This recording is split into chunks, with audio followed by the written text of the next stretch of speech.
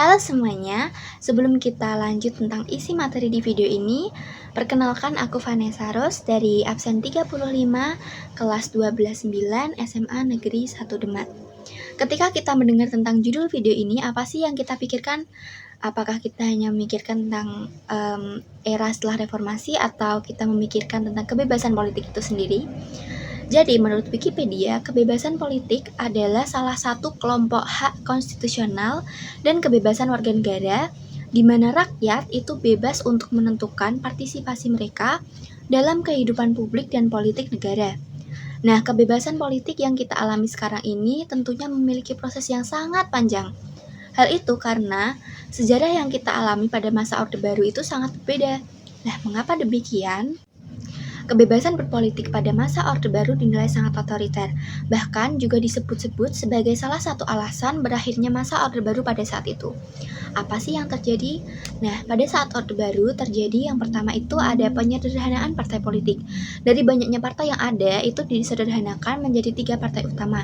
Yang pertama yaitu Partai Persatuan Pembangunan atau P3, Partai Demokrasi Indonesia atau PDI, yang merangkum menjadi sistem bipartai. Kemudian ada satu lagi golongan karya. Yang kedua adalah pembatasan kebebasan berpendapat. Nah, dalam hal ini pemerintah itu melarang kita sebagai masyarakat untuk memberikan pendapat dan aspirasi kita atau mengkritik pemerintah. Nah, hal ini ditunjukkan dengan banyaknya pemberedelan pers yang dilakukan oleh negara dalam rangka membatasi kebebasan berpendapat kita. Selain itu, terdapat juga pelaksanaan pemilu yang kurang menerapkan prinsip luber atau kepanjangan dari langsung, umum, bebas, dan rahasia. Karena pada pelaksanaannya di tahun 1997, kemenangan yang diperoleh lebih dari 90%. Dan hal tersebut karena adanya paksaan untuk beberapa lembaga atau partai politik agar memilih pasangan tertentu atau partai politik tertentu. Bahkan, anggota Korpri pada masa itu diharuskan untuk memilih salah satu partai. Nah, teman-teman, setelah kita mengetahui bagaimana latar belakang kebebasan politik di masa Orde Baru, sekarang kita akan mulai membahas tentang perkembangan kebebasan politik di masa sekarang. Yuk, kita next ke pembahasan selanjutnya. Yang pertama adalah kebebasan berpendapat. Kebebasan berpendapat ini diatur dalam pasal 28 Undang-Undang Dasar Negara Republik Indonesia tahun 1945 yang berbunyi, kemerdekaan berserikat dan berkumpul, mengeluarkan pikiran dengan lisan dan tulisan dan sebagainya ditetapkan dengan undang-undang.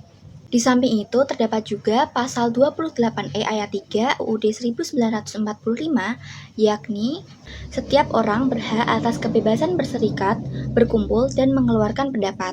Kebebasan berpendapat barulah didapatkan oleh masyarakat Indonesia pada masa setelah reformasi. Presiden B.J. Habibie mengeluarkan jaminan dan perlindungan untuk kebebasan berpendapat dalam UU Nomor 39 Tahun 1999 tentang Hak Asasi Manusia, tepatnya pada pasal 23 ayat 2 dan pasal 25. Dalam pasal 23 ayat 2 dijelaskan bahwa setiap orang memiliki kebebasan untuk mempunyai, mengeluarkan, dan menyebarluaskan pendapat sesuai hati nuraninya secara lisan dan atau tulisan melalui media cetak maupun elektronik dengan memperhatikan nilai-nilai agama, kesusilaan, ketertiban, kepentingan umum, dan keutuhan bangsa. Sementara dalam pasal 25 ditegaskan bahwa setiap orang berhak untuk menyampaikan pendapat di muka umum, termasuk hak untuk mogok sesuai dengan ketentuan peraturan undang-undangan.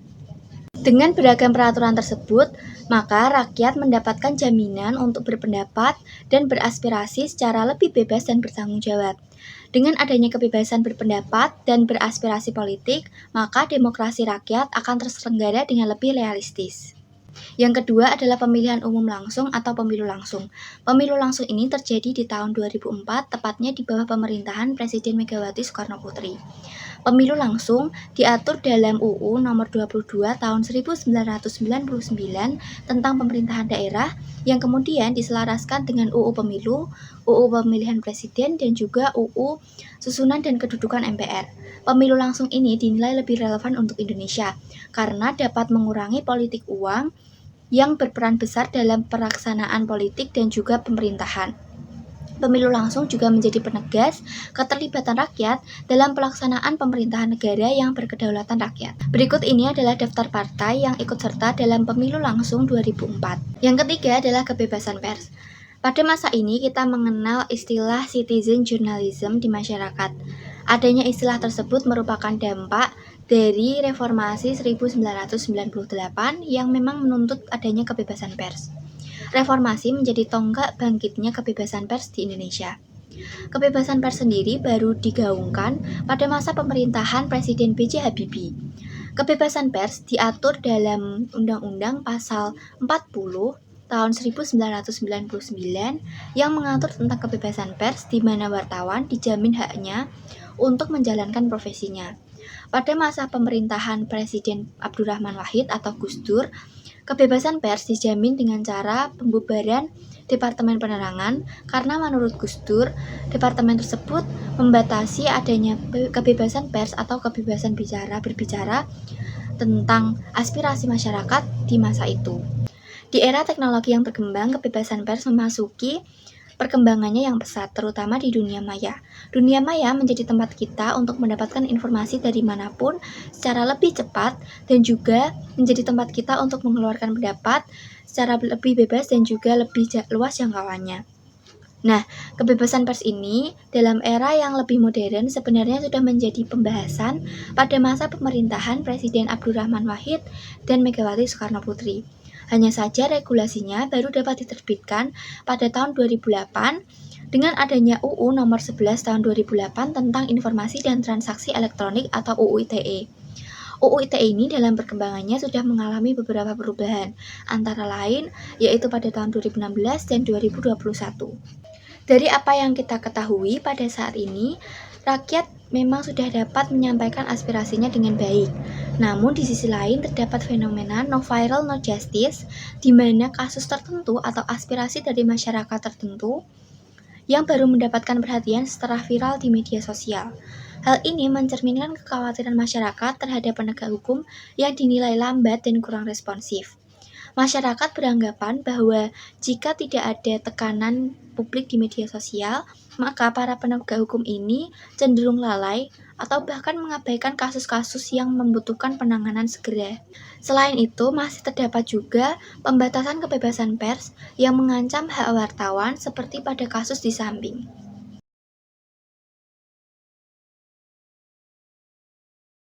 Nah, itulah penjelasan mengenai kebebasan politik di era reformasi.